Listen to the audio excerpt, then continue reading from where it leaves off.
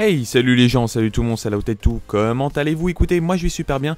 Aujourd'hui on se retrouve pour une toute nouvelle vidéo. Il s'agit d'une triple nucléaire de ma part sur infection en domination hardcore avec la MUT-A7, donc une arme, on va dire, assez compliquée maintenant comparée à avant, puisque la M8 a été patch, surtout en domination hardcore, puisque maintenant on va mettre pas mal de hit markers de loin, en tout cas pour les longs shoots, ce qui est quand même assez agaçant lors d'une série nucléaire, lorsque tu mets un hit marker, ce qui donne, on va dire, un peu l'avantage à ton adversaire, puisqu'il a le temps, on va dire, de riposter très facilement comparé à avant où tu lui mettais une grosse one, c'était fini.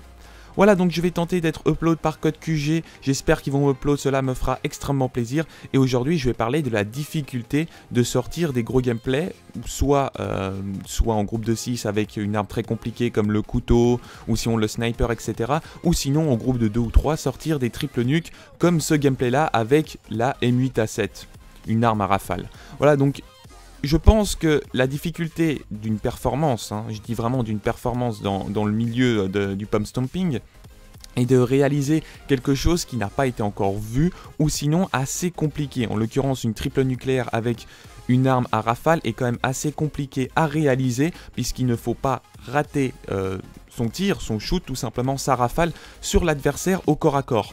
Ce qui va être assez compliqué, c'est-à-dire qu'il faut avoir un shoot mais juste parfait, ou sinon presque parfait, pour pouvoir enchaîner ses adversaires très rapidement. Et surtout au corps à corps, c'est que si tu rates ta rafale, et ben c'est fini pour toi, la plupart du temps, je dis bien la plupart du temps. Après, si tu tombes sur quelqu'un qui n'a pas de shoot, etc., bah forcément tu as un peu ta seconde chance, si on peut dire ainsi, et tu peux quand même essayer de claquer la suite de ta double nucléaire, triple nucléaire, enfin bref, ou de ta nucléaire tout simplement. Et je pense que c'est ce que les gens veulent voir également sur YouTube, pas voir seulement triple nucléaire Razorback, etc. À un moment donné, on sait que l'arme est beaucoup plus facile, on sait qu'il est facile de claquer une triple nucléaire avec l'arme la plus puissante en domination hardcore, et que peut-être il est temps, tu vois, de changer un peu d'arme. Genre par exemple la Weevil, j'ai jamais vu pour l'instant de triple nuke à la Weevil, pourtant c'est une très bonne arme. J'ai pas vu encore de triple nuke à la XR2 au niveau francophone. J'ai bien niveau francophone, je crois qu'il y a un américain qui en a sorti une, mais c'est hyper compliqué à sortir ce genre de triple comme ça, pour la simple et bonne raison qu'il faut pas que tu rate ton shoot, il faut vraiment pas que tu rates ton shoot, il faut que tu aies un shoot vraiment parfait, il faut que tu vises la tête, le haut du corps, etc. et pas dans les pieds, parce que sinon tu dois mettre encore plus de rafales.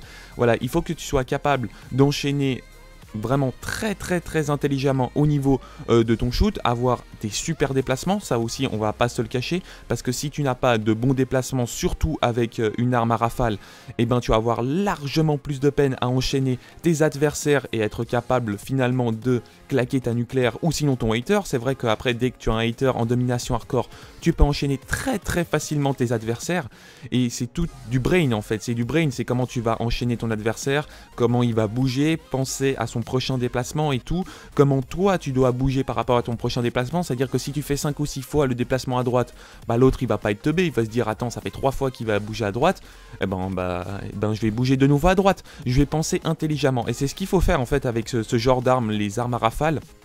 C'est qu'il faut se dire, ouais bah alors lui s'il pense comme ça, il faut que j'ai de nouveau l'avantage, etc. Peut-être qu'il faut que je me mette en head glitch à ce moment-là pour que je puisse gagner mon duel. Peut-être qu'à ce moment-là, il faut que je fasse un long shoot, etc. Peut-être que là, il faut pas que j'attaque mon adversaire, il faut que je le contourne, etc.